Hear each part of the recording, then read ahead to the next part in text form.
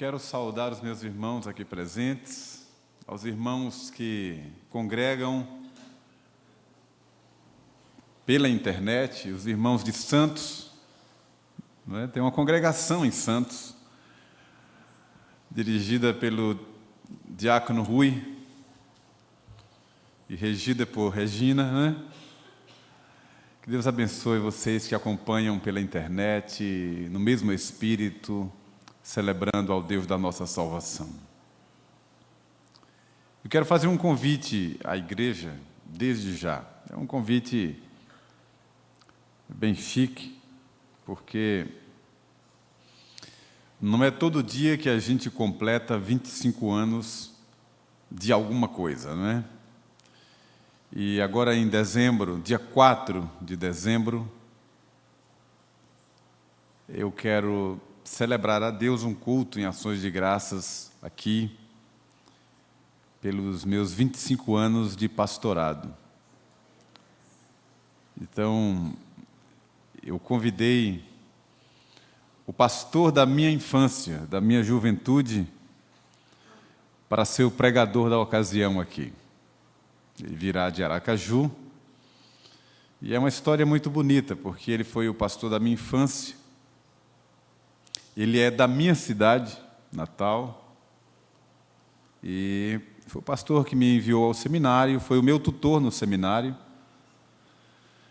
e quando eu voltei, anos depois, para pastorear a igreja 12 de agosto, ele foi o meu pastor auxiliar, e temos uma relação muito bonita, muito respeitosa, e eu o convidei para ser o pregador nessa ocasião. Dia 4 de dezembro, é um culto em ações de graças, aí quero que a igreja esteja presente, cante o coral, vai ser uma celebração muito bonita. Os pastores, por favor, viu? Os presbíteros, vai ser uma coisa muito chique. Quero convidar você a abrir a Sagrada Escritura, no Evangelho que João escreveu, e capítulo 6.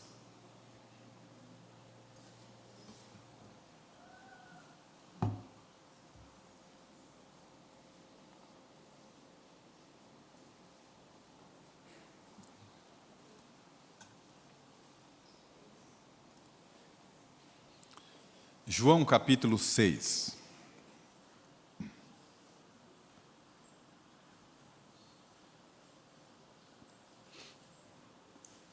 Acompanhem a leitura que vou fazer a partir do verso 60.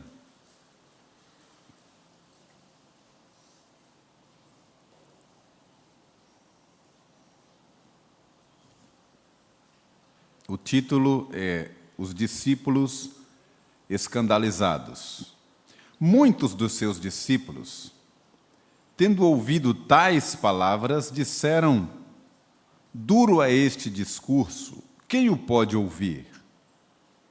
Mas Jesus, sabendo por si mesmo que eles murmuravam a respeito de suas palavras, interpelou-os: isto vos escandaliza? Que será, pois, se virdes o Filho do Homem subir para o lugar onde primeiro estava? O Espírito é o que vivifica, a carne para nada aproveita. As palavras que eu vos tenho dito são Espírito e são vida. Contudo, há descrentes entre vós. Pois Jesus sabia desde o princípio quais eram os que não criam e quem o havia de trair. E prosseguiu: por causa disto é que vos tenho dito, ninguém poderá vir a mim, se pelo Pai não lhe for concedido. À vista disso, muitos dos seus discípulos o abandonaram e já não andavam com ele. Então perguntou Jesus aos 12, porventura quereis também vós outros retirar-vos? Respondeu-lhe Simão Pedro: Senhor, para quem iremos? Tu tens as palavras da vida eterna, e nós temos crido e conhecido que tu és o Santo de Deus. Replicou-lhes Jesus: não vos escolhi em número de 12? Contudo, um de vós é diabo. Referia-se ele a Judas, filho de Simão Iscariotes, porque era quem estava para traí-lo, sendo um dos 12. Até aqui, que o Espírito Santo ilumine a nossa mente, nosso coração, para entender a santa palavra de Deus.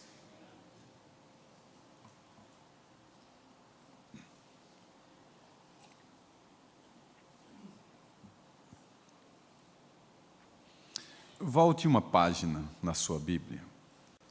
Veja o início, capítulo 6.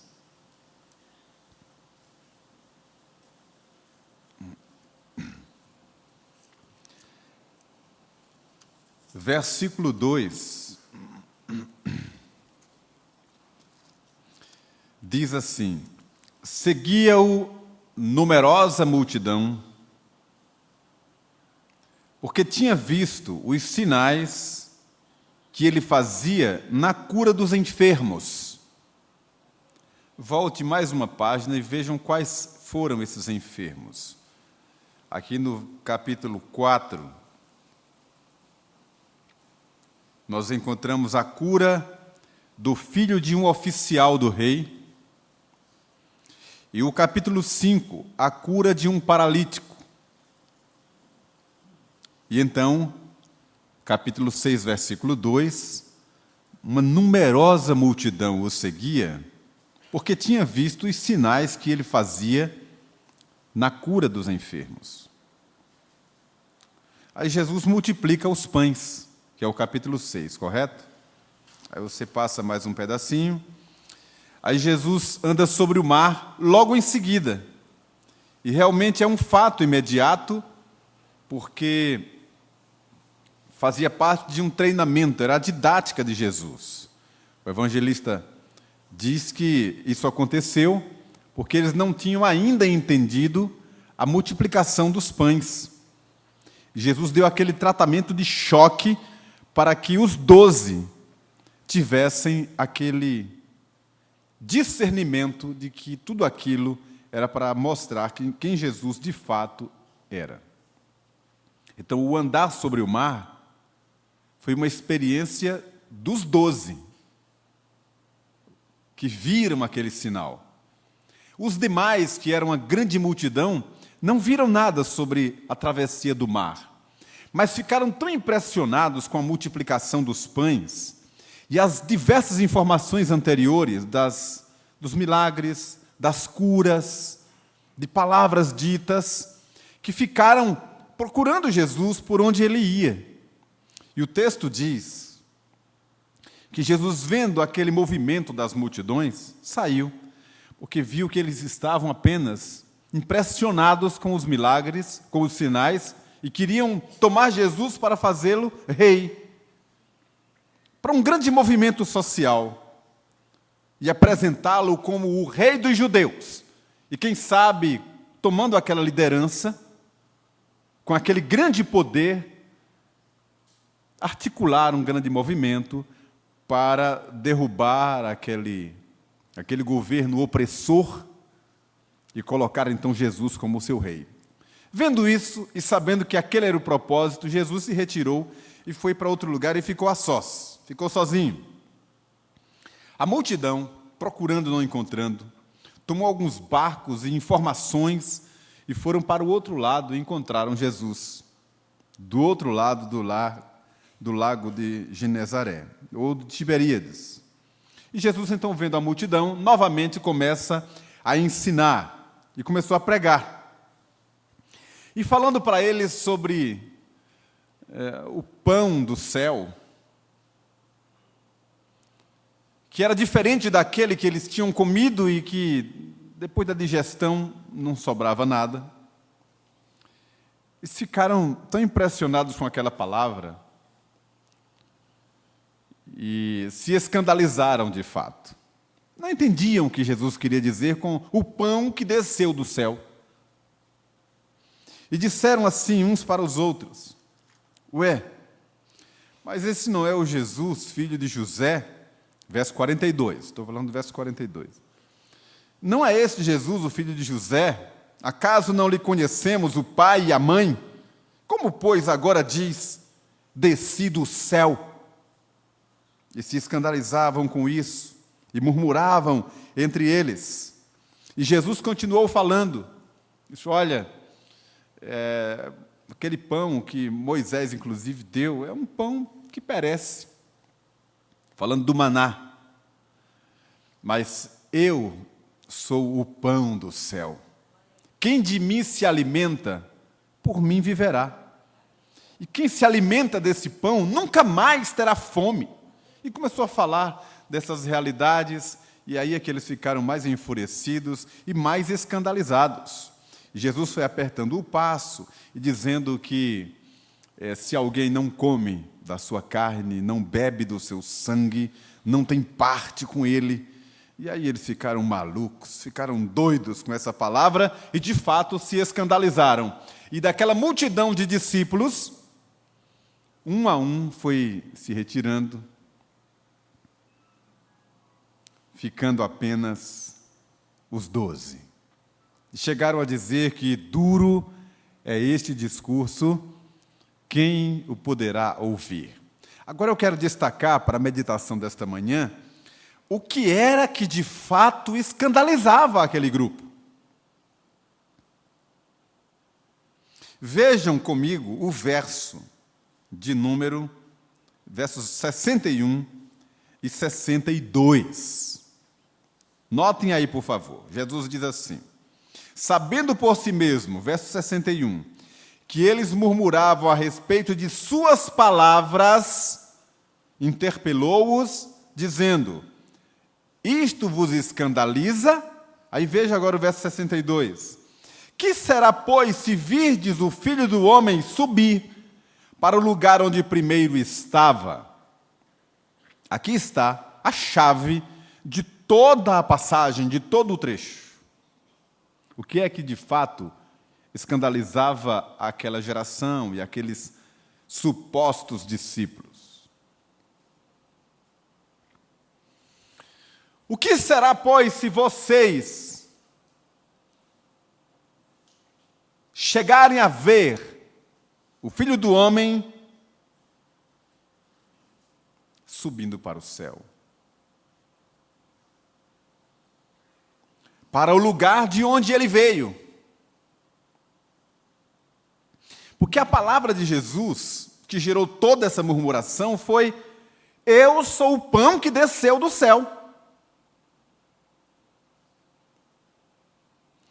E o argumento deles foi: mas você não é Jesus, filho de José e de Maria, e seus irmãos, Tiago, José, Simão, Judas, suas irmãs não estão conosco? Você não é um de nós? Terreno, como todos nós, como é que fala de uma realidade celestial, uma coisa que desceu do céu? E Jesus disse: imagine se vocês virem eu subindo de volta para o lugar de onde de fato eu vim.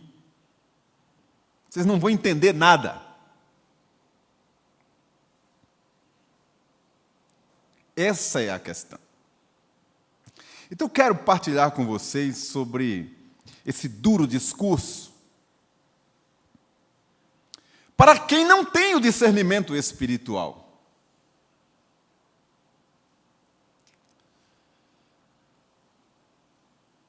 E para quem não vai entender nada.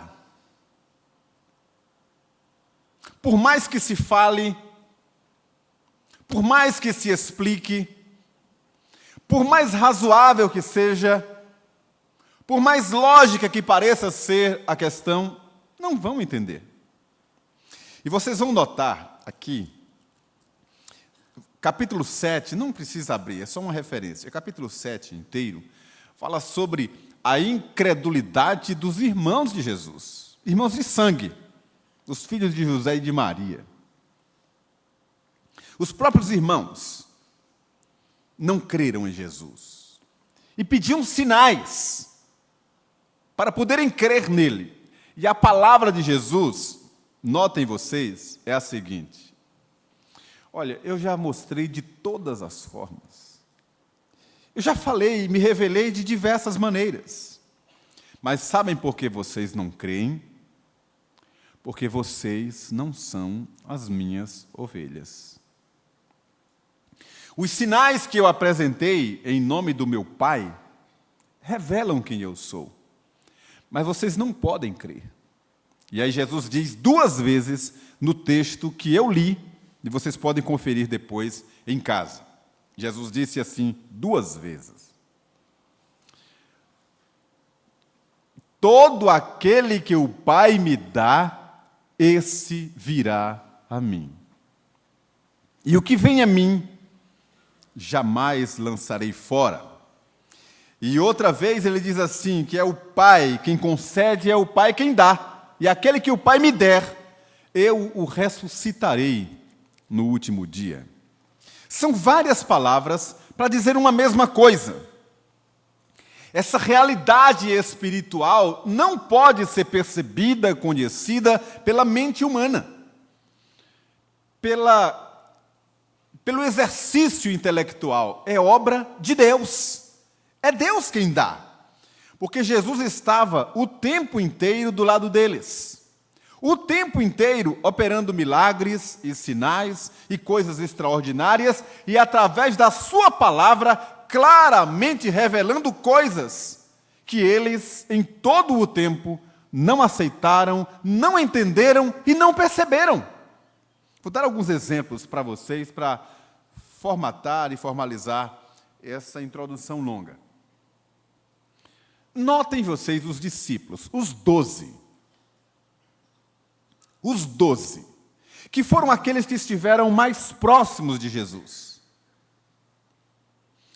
que foram treinados por ele a maior parte do tempo. Os demais discípulos acompanhavam, andavam por certos lugares com ele, mas os 12 caminhavam diretamente com ele. Pois Jesus falou várias vezes, e claramente, que ele morreria, mas que no 3º dia ele ressuscitaria. Ele falou por parábolas, falando de um templo que seria derribado, mas que no 3º dia seria reerguido, mas falou também claramente que morreria, mas ressuscitaria. Várias vezes. Mas, quando isso aconteceu, os discípulos fugiram, se esconderam, e mesmo depois comentando entre si. Jesus morreu e hoje é o 3º dia e nada aconteceu. E Jesus caminhando com eles no caminho de Emaús, os repreende, os ensina, e eles ainda estavam como que a mente entorpecida pela frustração de ver o seu líder morto. Nem se lembraram, nem foram alimentados com a ideia de que Jesus ressuscitaria, conquanto ele tenha dito tantas vezes.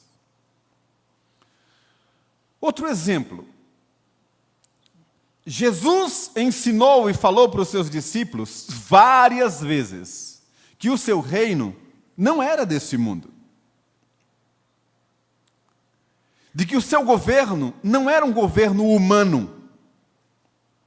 E falou claramente para os discípulos que os maiorais governam de um jeito, impõem uma autoridade dominadora sobre aqueles que são seus súditos, mas que entre os seus discípulos não poderia ser assim, porque no reino de Deus o maior é o menor, é o que serve, e que ele, Jesus, não tinha vindo para ser servido, mas veio para servir e dar a vida em favor dos seus. Ele foi muito claro. Mas os discípulos, até o fim, não entenderam aquela palavra.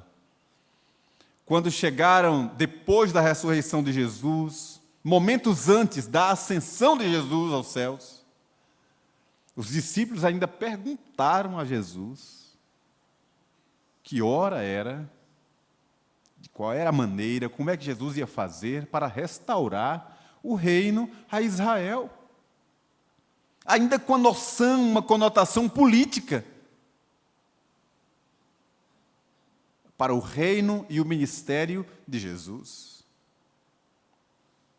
E Jesus disse que isso era uma questão do Pai, mas que a eles competia pregar o Evangelho e que eles receberiam poder quando recebessem o Espírito Santo. E eles seriam testemunhas onde eles andassem, e aí a história mudou. Acontece que os 12, assim como os demais discípulos, não tinham permanentemente o Espírito Santo dentro deles para lhes revelar o que foi revelado depois e que é revelado hoje à igreja. Então, até o fim, eles tiveram muita palavra, muito testemunho, muitos sinais, mas aquilo não chegava à mente deles. O que é que eu quero dizer com isso? Olha o que é que Jesus diz no verso de número, capítulo 6, verso 64. Capítulo 6, verso 64. Contudo, há descrentes entre vós. Pois Jesus sabia desde o princípio quais eram os que não criam e quem o havia de trair. Jesus estava falando ali para os seus discípulos. E ele faz essa referência: há descrentes entre vós.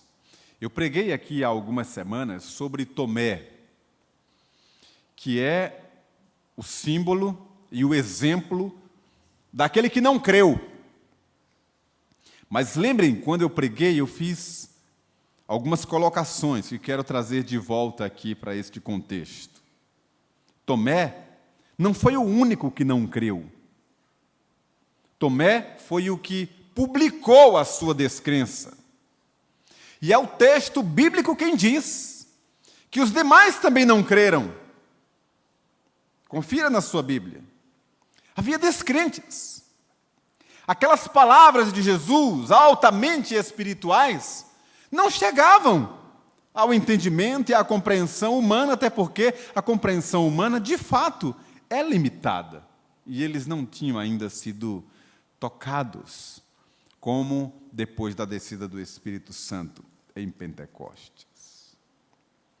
Qual é a diferença, então, entre aquela geração e a nossa geração? Entre aquela geração de descrentes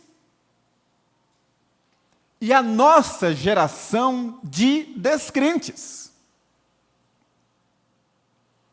Deixe-me pontuar agora dentro dessa perspectiva, para falar com você sobre isso. Quem estava descrendo aqui não era uma pessoa distante, alienada, sem compromisso. Antes, eram os discípulos. Aqueles que saíram de casa, deixaram tudo para seguir a Jesus. E foram aprendendo através de suas palavras. E foram identificados pelos de fora como discípulos do Mestre. Eram aquelas multidões que, sedentas, iam à procura de Jesus para ouvir-lhes as palavras e ver os seus sinais. E que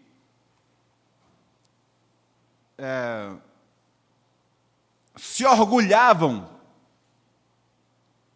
se alegravam em ser identificadas como discípulos do Rabi de Nazaré.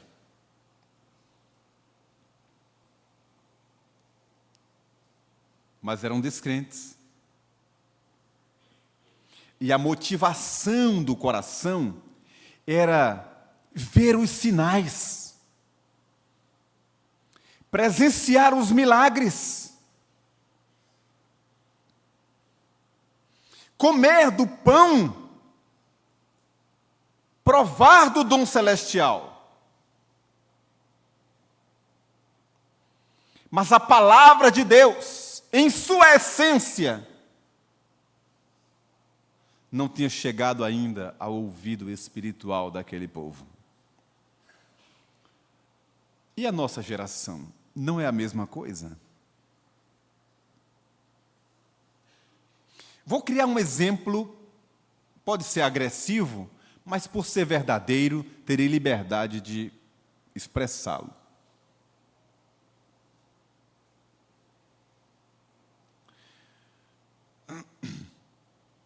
Se eu colocar na mídia, na televisão, uma chamada de 10 minutos, que para a televisão é uma eternidade, chamando toda a Salvador para comparecer aqui ao templo, para uma reunião de oração, ou de estudo bíblico, aprofundar-se nas Escrituras, estudar a Bíblia. Dependendo do tema, se for interessante, se for palpitante, um ou outro virá, alguns virão. Mas não podemos esperar muita gente. Agora imagine se eu colocar uma chamada de 30 segundos, anunciando que estará aqui neste templo um renomado pregador internacional que Deus tem usado para operar milagres.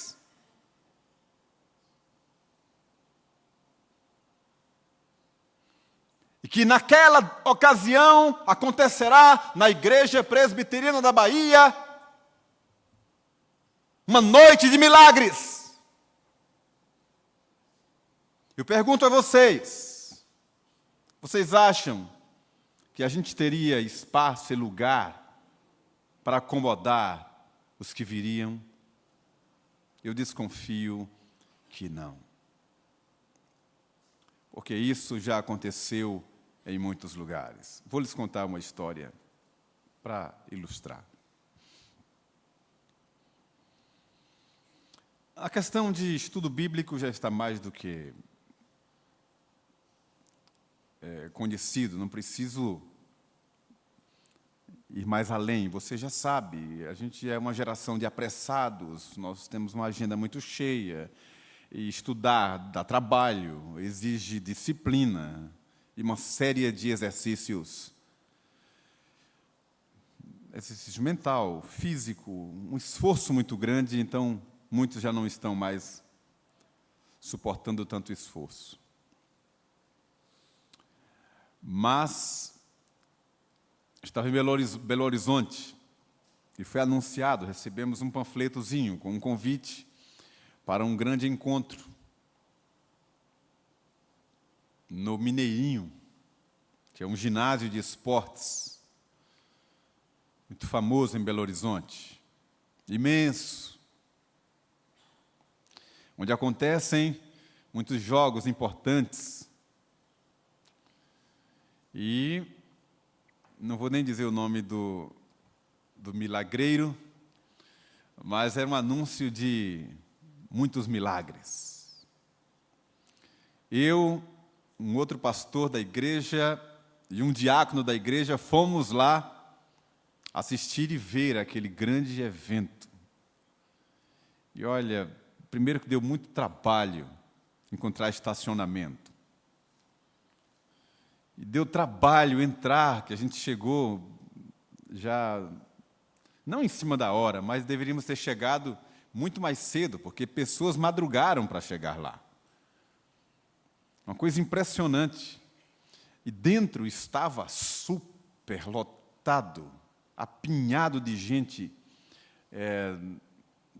nas arquibancadas, em todos os anéis, e na quadra, dentro, as cadeiras colocadas todas muito juntinhas, apinhadas de gente, só tinha lugar mesmo no palco, no altar, onde seria celebrado o culto.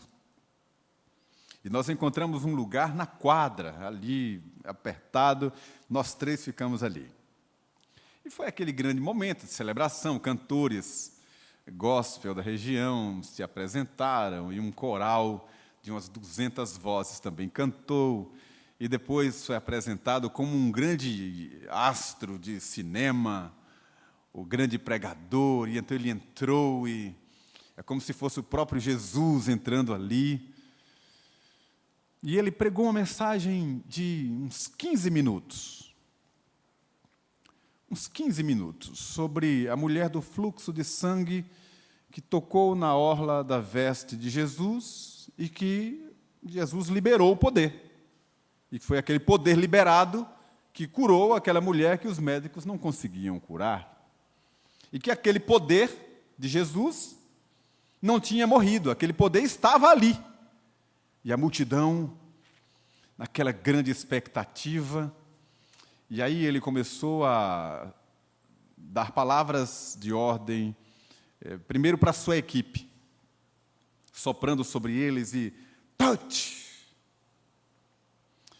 E então o grupo ia caindo como um dominó a gente põe dominó, né, em série e vai caindo assim, um após o outro. E eles iam caindo, e depois o grupo que estava no altar, cada um ia caindo. E ele mandava que dessem as mãos, e aí o grupo todo caía. E aí ele mandou que o coral ficasse em pé. E ele deu a mesma ordem, e aí o povo caindo. E aí depois ia ser o povo da quadra. Eu digo, vai sobrar para nós também aqui, vamos ver como é que vai ser. Eu estou preparado, se é para cair, eu caio também. Se for Deus mesmo, eu estou aqui. E foi uma catarse. E havia muitas pessoas em cadeiras de rodas, e com muletas, e cegos, e muitas pessoas que foram com essa expectativa de uma noite de muitos milagres. E aí, então, chegou a hora de ele dar a ordem e liberar o poder para quem estava no nosso lado. Ele mandou ficar em pé, dar as mãos. Eu, pastor, diácono, demos as mãos. Meu Deus, eu não posso. Se o povo cair aqui, só a gente ficar em pé vai ficar feio demais, né? Mas não, só uns caíram, outros a gente segurou, o diácono deu uma balançada e eu sei que a gente ficou constrangido de ter ficado em pé. E passou. E depois no carro, a gente voltando, eu perguntei para o diácono, vem cá, o que foi que você sentiu lá, que você deu aquela bambeada lá? Eu disse, não sei explicar, apagou uma coisa na mente assim, eu ia desmaiando e tal. Conclusão da história. Muitos foram à frente com cadeiras de rodas e outros com várias moléstias, e uns saíram dando glórias a Deus, declarando que estavam curados, outros aguardaram ainda um tempo a cura. A noite, entrou pela noite, foram muitas horas de ministração, uma coisa espetacular. Voltamos para casa, nada mais mudou. Aquele que foi, de fato, de coração sincero, e Deus tinha um propósito, eu creio, foram curados, porque Deus não se limita, nem mesmo à carnalidade humana, Ele é Senhor e é soberano. Mas a inclinação humana, o desejo, a sede humana por sinais, é sempre a mesma. Aqui em Salvador nós temos isso, igrejas que prometem isso, e as multidões afluem. A natureza humana é assim, e vai em busca de sinais, de milagres, de coisas, e não da palavra. Os lugares onde a palavra de Deus é a ênfase, é a essência, não é concorrido. Nunca foi. E o exemplo é esse texto. O Senhor Jesus perguntou aos discípulos: vocês também não querem cair fora? Os 12. É bem provável que alguns deles quisessem, de fato, cair fora. Mas o Espírito de Deus usou Pedro mais uma vez e disse: para quem iremos? Se tu tens as palavras da vida eterna. Então eu tenho aqui, nesta passagem, uma reprodução da nossa própria geração, de pessoas descrentes, conquanto sejam religiosas, de pessoas descrentes que estão seguindo a Cristo, de pessoas descrentes altamente interessadas pelas, entre aspas, pelas coisas de Deus. Pessoas descrentes que estão buscando milagres, sinais, aos pés de Cristo, mas que não são salvas porque estão buscando a coisa errada. Sabem por quê? Deixa eu lhes dar uma palavra para você guardar. Lembram quando Jesus tirou a roupa, enrolou-se numa toalha e começou a lavar os pés dos seus 12 apóstolos? Lembram o que foi que Pedro disse? Nunca me lavarás os pés. O que foi que Jesus respondeu? Se não te lavar os pés, não tens parte comigo.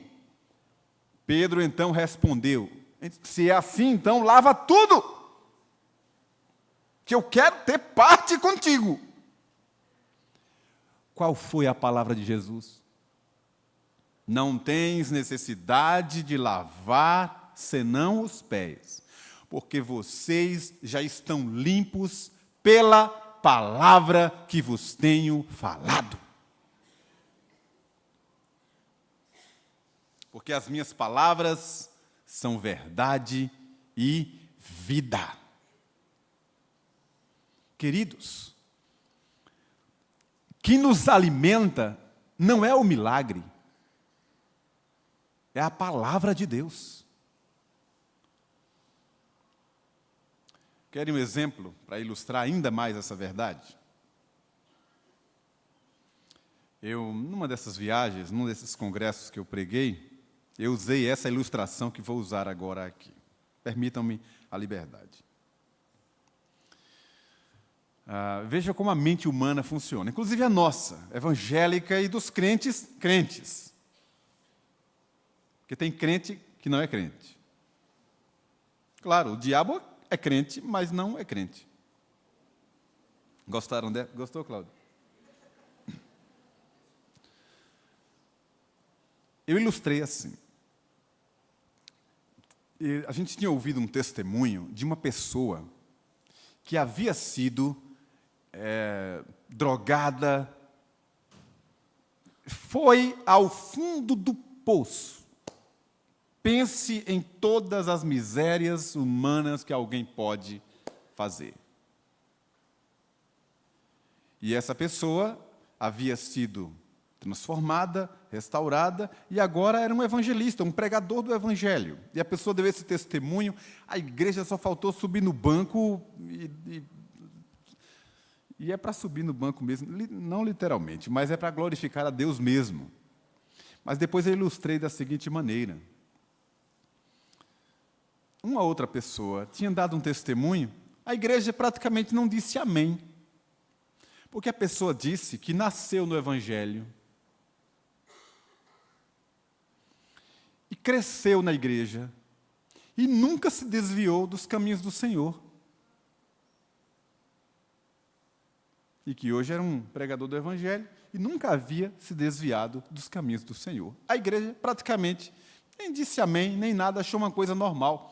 Queridos, a mesma graça que tirou o drogado do submundo e colocou no altar, é a mesma graça que faz aquele homem ou aquela mulher perseverar no caminho do Senhor.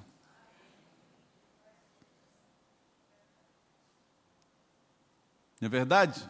Mas por que é que uma novidade dessa nos encanta, nos abre os olhos e a mente? É porque nós somos inclinados a pedir sinais. Qual é a conversão mais extraordinária? É Deus salvar um Bin Laden? Ou Deus salvar um Charles?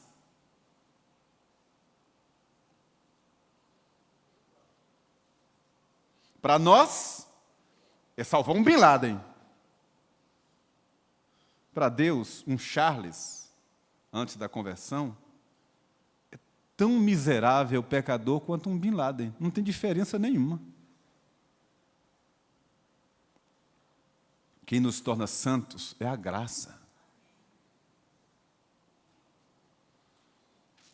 Então, o que é que nos torna crentes de fato? É receber da boca de Deus a sua revelação e a sua palavra, e ser isso o que encante a nossa vida. Ou seja, eu não preciso ver para crer. Eu não preciso ver um milagre extraordinário para me encantar com o Deus que opera maravilhas. Eu já estou encantado. Antes mesmo de ver um milagre, a minha vida já é um milagre. A nossa vida já é um milagre. Eu não preciso de uma coisa extraordinária, de um culto maravilhoso, para ser cheio do Espírito Santo. De que fumaça saia daqui, sabe? De um fundo musical para ajudar Deus a quebrantar o coração da pessoa. Não precisa nada disso. O que está dentro de nós já é mais do que suficiente. E a Escritura diz que nem só de pão viverá o homem, mas de toda palavra que sai da boca de Deus. Que Ele nos abençoe nessa manhã, nos dê a sua graça, que é o bastante, nada mais. Que Ele nos ajude.